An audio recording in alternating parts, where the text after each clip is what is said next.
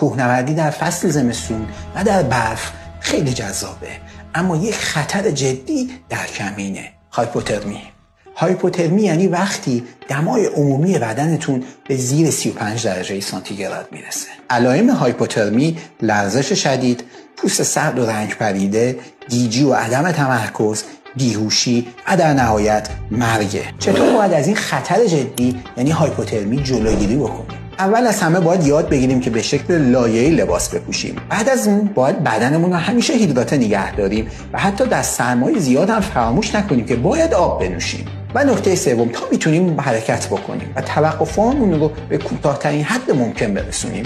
اگه دچار هایپوترمی شدیم چه کار باید بکنیم؟